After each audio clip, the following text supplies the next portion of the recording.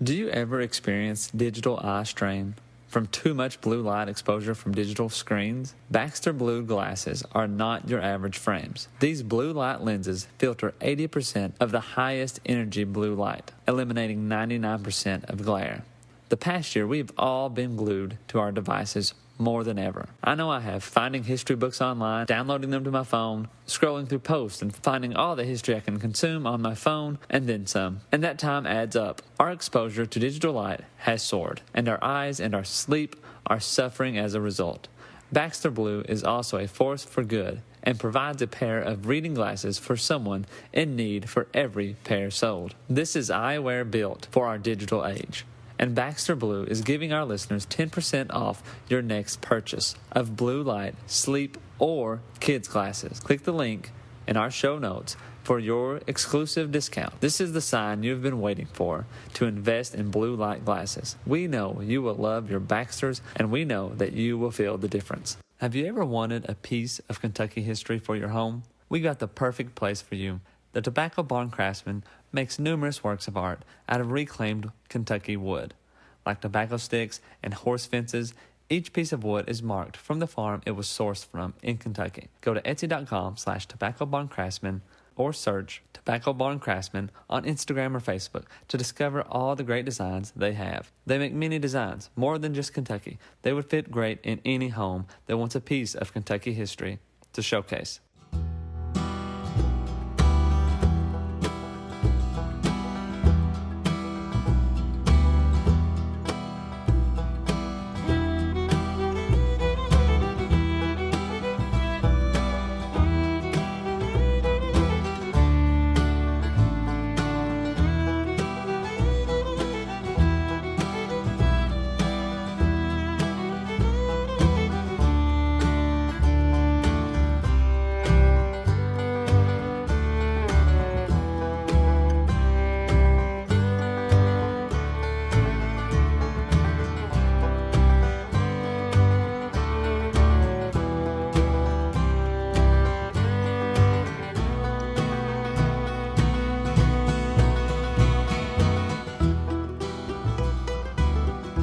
Welcome back to the Kentucky History Podcast. Today we have with us Roland Mullins, and we sat down and talked about Mount Vernon's history and some of his memories growing up. I want to take a note on how he refers to our people, referring to his family in Rock Castle. It's a quality many Kentuckians have, having pride for their family and their traditions that they've brought with them. So I hope you enjoy some Mount Vernon history. From what I have, you had Langfords in Livingston. And here. And here, well, there's two, right? Two That's Stephen right. Langfords, yeah. right? Yeah, one kind of generation apart. Uh-huh. And the Langford here married one of my old aunts back there, Okay. 5 generations back. Yeah. Yeah. All right. Well, that's pretty. So you're connected. Yeah. As far as you can get. Yeah. So that there used to be a cabin here in Mount Vernon, right? Yeah. And that was that his? It's across the road from the courthouse, back on the hill there a little ways. Mm-hmm. And it was still, the house that was built around that was still there when I was a young man. Oh, cool. Yeah. And he started out with just a station here, mm-hmm. and the people coming through Cumberland Gap, that road broke down there at the river and headed out toward Cave Ridge out of Livingston toward Boonesboro mm-hmm. and Lexington later. By the time he set up here, the other branch of the road came this way and went off down toward Broadhead, across Dix River, down that area. Yeah, Crab Orchard. And took them over to Harrisburg. So our people came in here sometime around 1800. Okay. And we've got dates that go back to 1797 to 1803, so I couldn't tell you for sure which one's correct. But about 5 brothers came in and settled. First of all, they went up to White's Valley in Madison County, and set up and bought land, and were going to stay there, they thought. But they were dissatisfied. They wanted to come back where the hunting was good and the fishing was good and there's plenty of good timber. So they came back to White Oak down on Rockcastle River. Yeah. And one of them had gone on up to the Licking River and set up a sawmill there. Of course, that's not a sawmill that you and I'd be familiar with, but it was a sawmill. And that's when they had the Indian troubles up there, and he had to leave out and came back and set up down on White Oak. Well, they had all that virgin timber. White Oak was on the Rockcastle River, and had all that virgin timber in that area. So the family kind of got locked in there and stayed there for 150 years. Wow. My dad didn't move out of there till 1945. Oh, wow. Yeah. I was just right at 5 years old when they moved out of there. Yeah. So from Rockcastle River, two streams that flowed into Rockcastle right there close to Livingston was Crooked Creek and Roundstone. Yeah. So they followed those streams up through there and settled all the way to Climax. Yeah. And so that was kind of our beginning here, and probably lasted longer than most people, because most people kind of moved on. A lot of them went on to Missouri, and a lot of them went to Texas, and a lot, went on west. But this particular group that came, they had come from France originally, and the old grandfather that we go back to was named Richard, and he was born in France in 1698. Yeah. Then his son, Henry, showed up in Virginia in 1740. Yeah. So from Virginia, they moved in increments. They would travel to the next county, the next county, the next county, and they'd buy land, set up a farm, stay a little period, and then they keep moving on. Yeah. Finally went up North Carolina, and then from North Carolina, they got here, came through the Gap and across when they had that big migration through the Cumberland Gap. I've forgotten how many thousands and tens of thousands of people. That's one thing I don't think people realize, how many people came through Rockcastle even. Yeah, absolutely. And then branched out Yep. all over the place. Well, now the road that we were closest to was the one that went off to Boonesboro. But you just dropped down over the hill on Crooked Creek, and that's where my dad settled, or my dad's people all settled there. My brothers did too. And there was a road that came down there and crossed the ford right at our house, just right real close to it. Went up the Laurel Spur, and from the Laurel Spur down to Mullins Station, which later became Mullins Station after 1860, when the railroad got in there. Yeah. And from there, Mullins Station hit Roundstone, and they followed Roundstone, some variation of following it, up through to Boone's Gap over here, going into Madison County. Yeah. So that was kind of a logical route. So I always say that we settled on kind of an exit off of the old Boone trace, and that exit being on Crooked Creek there. Which a lot of the land was plenty. I mean, there's a lot of land. Absolutely. And a lot of people, finding a place and go. Well, what happened, see, after 3 generations, the old 5th generation back grandfather, Callaway, wound up with 7,500 acres down there, all that virgin timber, and that's what kept us in there all those years. Yeah. See, and of course, everybody had big families, and they kept dividing it. So by the time I came along, we didn't have any of it. But we still were cutting that timber. My dad, of course, they farmed those little valleys and those little fields down next to the creek, cut the timber. That was the mainstay. Yeah. Yeah. Right on up until the railroad came through. My dad was still selling cross ties when I was a little boy. Okay. Yeah. Wow. Yeah. And what year was it, I guess, the railroad kind of started?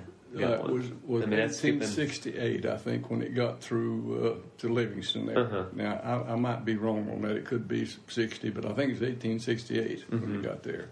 And of course, that opened that whole area up, and that turned that timber really loose. Otherwise, they were trying to float it down those creeks, and they could get rid of it in the spring, and then they'd have to wait till the next spring till they could float it down again. Yeah. And which, like, a lot of people look at Rockcastle as being more of an eastern Kentucky county. Yeah. Not that there wasn't any coal, but was the timber more probably the business? It was it. The timber was it at that time. In that part of the county. Of course, Rockcastle County is divided. It's about half of it is more related to the bluegrass, and about half of it is more related to the Appalachians. Yeah. And of course, we were on that's the east side of I-75, so we were more Appalachian. Yeah. Well, that's one thing I always like. People talk about, where does Rockcastle fall? It's like, well, it I-75, so it's right down the middle. Yep. And our people, we all had a little different accent to the people from the western. Yeah. And we thought differently. We well, for example, when the Klan was operating in the 70s, we weren't part of that. Yeah. But western Rockcastle County had kind of grown out of the South, and they were that's where it was. Yeah. Do you know of any about the burning of the courthouse? I don't. All I know is that they burned it and lost a big part of the records. Now, the records from before 1879 are just virtually non-existent. However, I got in there and found one deed book that should not have been there, but it was. I don't know how they saved it. But it had old Calloway, this fifth-generation back grandfather, had all his...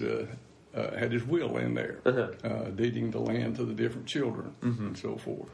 And of course, he died in 1872. So I have no idea how that one book was there, but it was. Wow. And then, I don't know a lot of details beyond that, though. Yeah, well, that's one of the mysteries, I guess. I'm trying to find out about the Bethurums. Yeah. You have any connection to them? Yeah. Now, the Bethurums, it was said that, of course, they were the great leaders of the county, especially up till 1910, 1920, and along there. Those guys, my mother said they would come when they were running for office, either circuit judge or county clerk or county judge. And she said she thought that they could have been president. Made that kind of impression. She was a little girl. But anyway, they said that maybe they burned the clerk's office, and it was always said that they took the records and stored them in a cave on a farm that we own, Sand Springs. Yeah. And my son got down in one of those caves and found an old table, but he didn't find any records. Yeah. Well, so they called it the clerk's office, that cave. Yeah. That's pretty cool.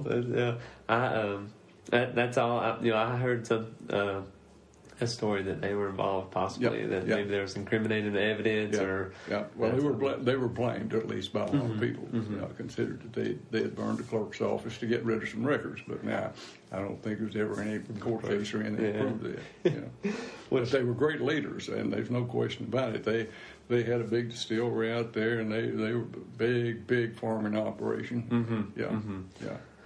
Well, we can't not talk about Rockcastle and not mention Renfro Valley. Oh, no, that's right.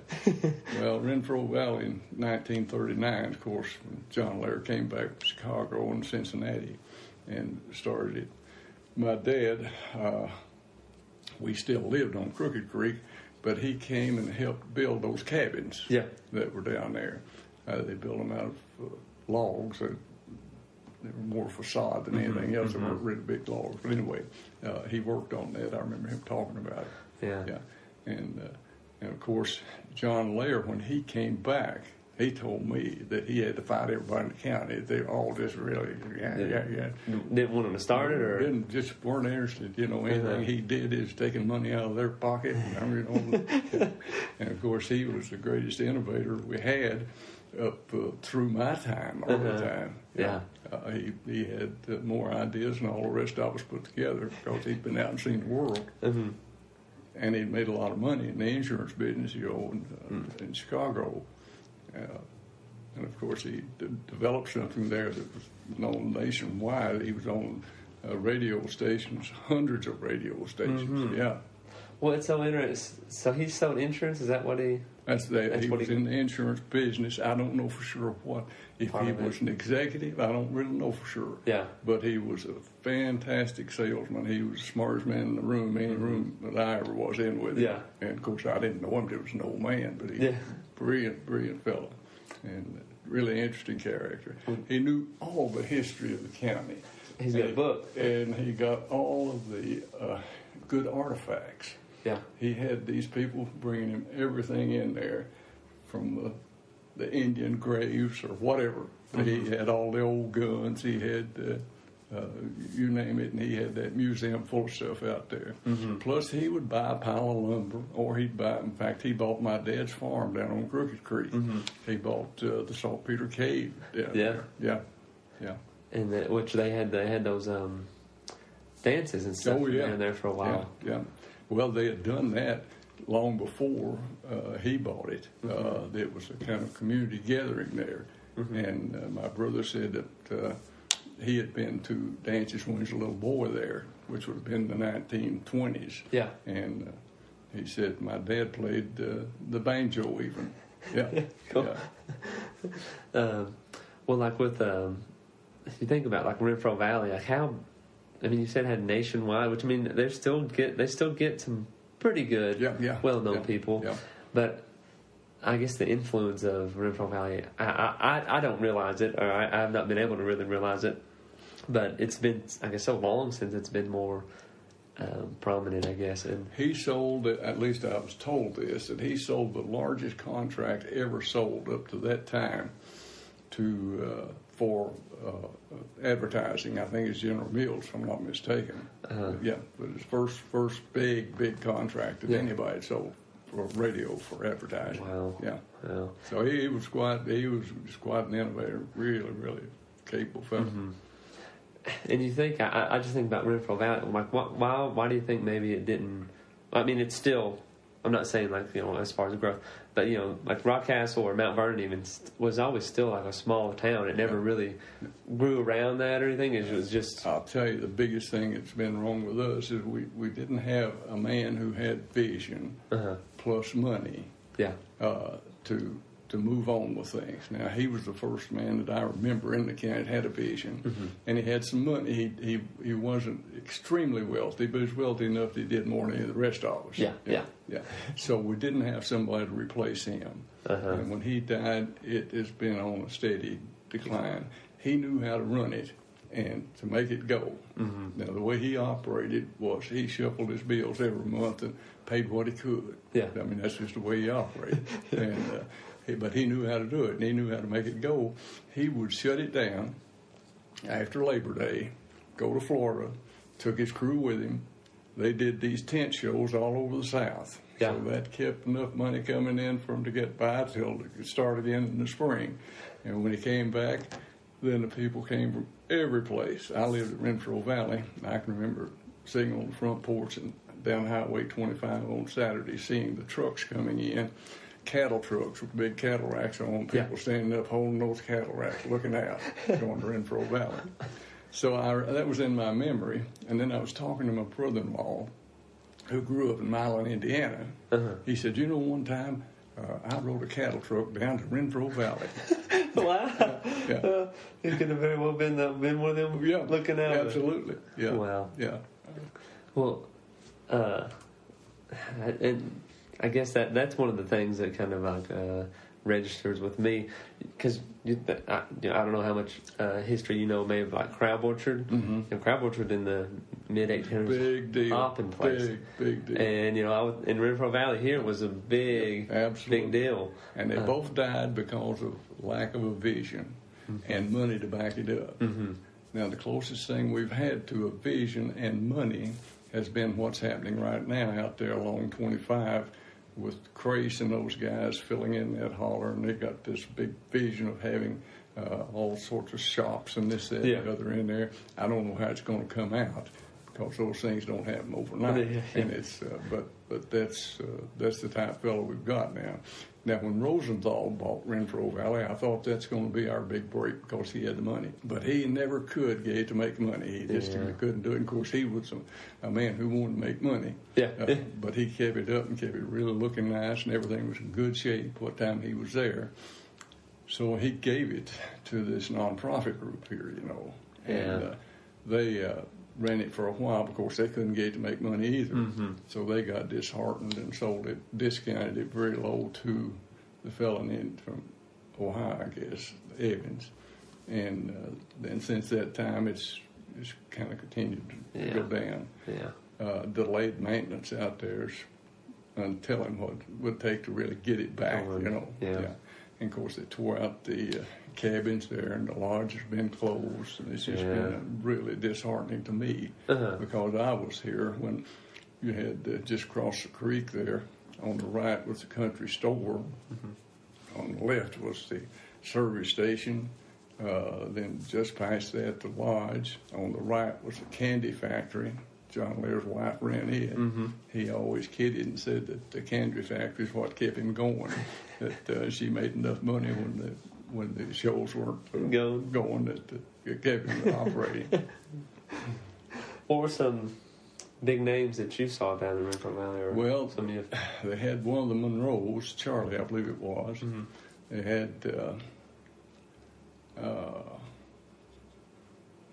goodness, let's see, Slim Miller. Slim was supposedly a vaudeville actor, came in there. He was a comedian, very funny. And Rule Thomas. And I was trying to think of some who went on and did really well, because a lot of the people who wound up in Nashville started out there. And the names will come to me maybe, but I can't remember right off who all they were. But a lot of them, I remember that. And of course, they had that all-night singing, and everybody went. I always worked at Renfro Valley when the summer, and I was just a boy, 14, 15 years old. And on Saturday night, he would have as many as 5 shows. And, I worked either selling Cokes there inside the barn or over at the lodge washing dishes. And so there were some awful long days on Saturday. I've done the dishwashing at Pizza Hut. So. Oh, you know I did. Well, nobody knows how many dishes I washed out there, or how many potatoes I peeled. I can remember the first day I went to work. Had a fellow by the name of Willie Banks. He was a chef, brought in from Indiana. Black guy, very capable fellow. And he said a big bag of potatoes. We called it 100 pounds. I don't know if that's what it weighed or not. Out back in a cane bottom chair, and I sat down and peeled potatoes all afternoon. That was my first job. Oh gosh, that does not sound too good. No. Did you smell like potatoes after you left? Well, you felt them on your hands for sure. Because that's whenever I left the Pizza Hut, I smelled like Pizza Hut. Oh yeah, gosh, yeah. Well, the meals were very sophisticated at Renfro Valley. This chef was fantastic, and they had a group of fellows who came down from Lancaster, black men who did the serving.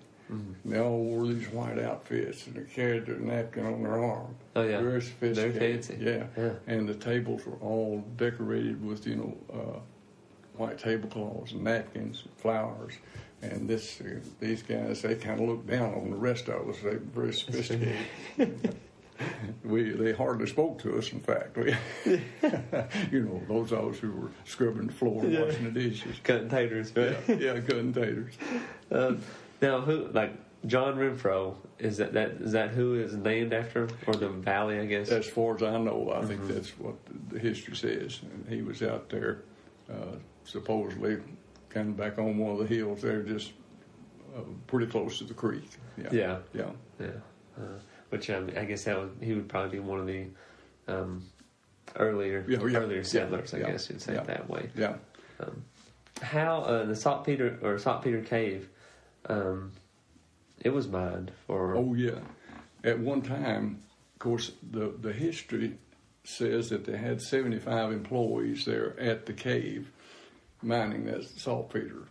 And of course, the water was down there at the hill and had some kind of pumping system that they got it up to the cave because they had to have the water to run through those boxes to make the saltpeter.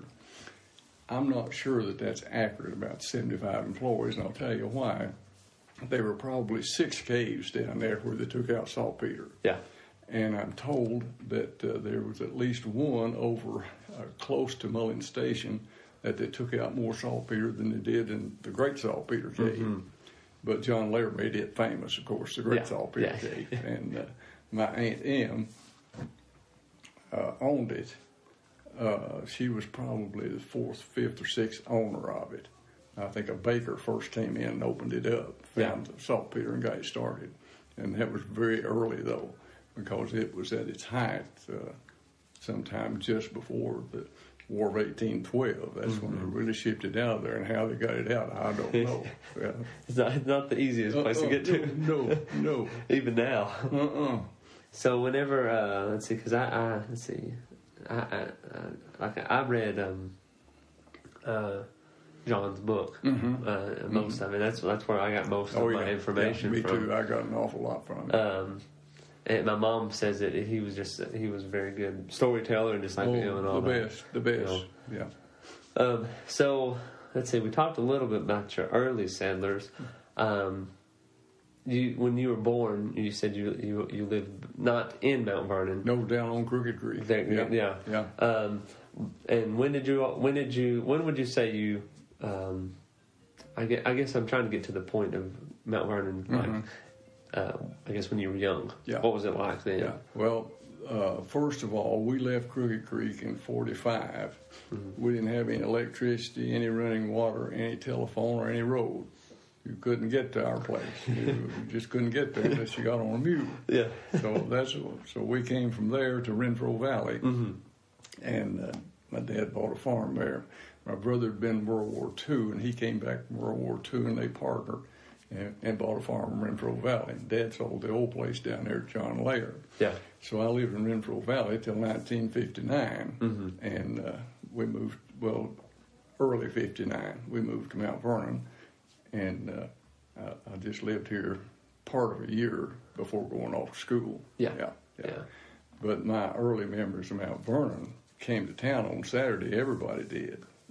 You couldn't walk up and down the sidewalks for the people. Now, this is true until 1 o'clock in the afternoon. You'd have to get out in the street to get down the street. And, of course, we had a theater. We had an ice cream shop. We had 3 hardwares.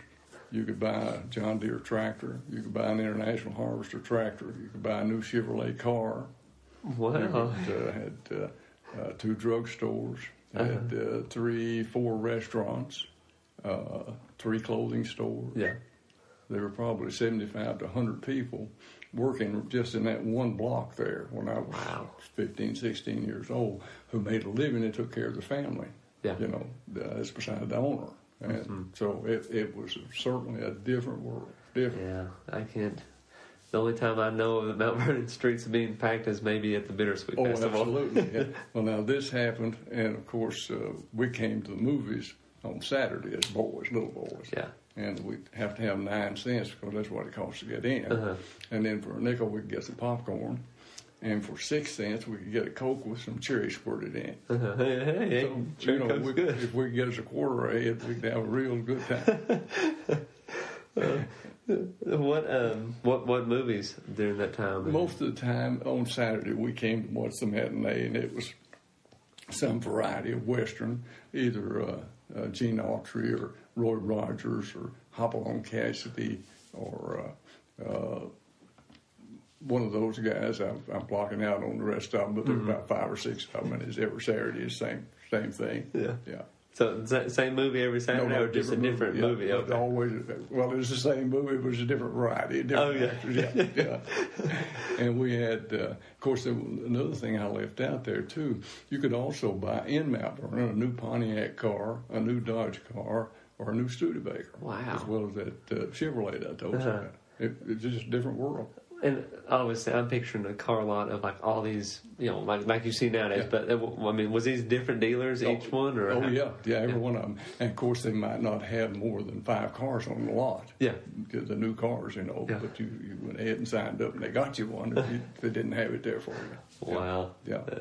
And so, so there was this train station in Mount Vernon. Oh yeah. Then there was one in Mullins Station, Yeah. and then one in Livingston. Yeah. And this one in Mount Vernon, the same way in Mullins Station, I'm sure it was the same way in Livingston. Mm-hmm. When the trains came in, everybody went down the railroad track to meet the train. Yeah. And the old hotel down there, if you'll notice on the corner, the back corner of it, if you'll look up there, you can see there was a balcony where they come out on the porch. They bricked that up now, but you can see the outline of Yeah. it. And, of course, they stood up there and watched people come in to get off the train. I can remember a lot of people going to the train station. I can remember them shipping in money. And the chief of police pulled this big buggy on iron wheels about that big around. It'd take a mule to pull the thing, but he was a big, strong guy. Yeah. He'd meet that train and get those coins and throw them up on there by himself. Nobody with him to watch him drag it off down the bank. Wow. Yeah. So that was just the. I mean, like we're talking about paper money, I guess, or or coins. At least the way he was carrying it, it looked metal. like it's coin. Yeah. Of course, I never saw the coins, but I saw the bags, and I saw him just throwing it up on there. Yeah. But that is how it goes, though, as far as the train stations. That was a big thing. See who got off the train. You bet. Down in Mullins Station, one of my old friends was talking to me about it, and he said, I said, yeah, they all gathered down there and said, watch the train come in. Said they'd just come in, they'd get them a railroad cap, and they'd sit on the bench and get up long up in the afternoon and go home, pretend they'd worked on the railroad all day. They're just sitting around watching. Yeah. That's pretty. And, of course, most of the oral history dealing with Mount Vernon, Mullins Station, Livingston, deals with the struggles that people had. Yeah. And I'm talking about violence struggles. Most of them. If you sit and listen to the old timers, I can remember when I was a boy, my dad, the old uncles come in. They were born around 1870. He was born in 1894. Yeah. So they had seen a lot of things, and they would come in and say, well, you remember that big fight they had on Brush Creek with the election that time? Yeah. And so-and-so shot so-and-so. And said, saw the dust bowl. Yeah. The guy just kept shooting back at him. So he looked over at his buddy and said, next time I'm going to shoot him right between the eyes. That kind of story. Yeah. Well, during that time, like post-Civil War to like, I mean, even on into the I'd say 30s, 40s. Oh, absolutely. It was rough. Unbelievable.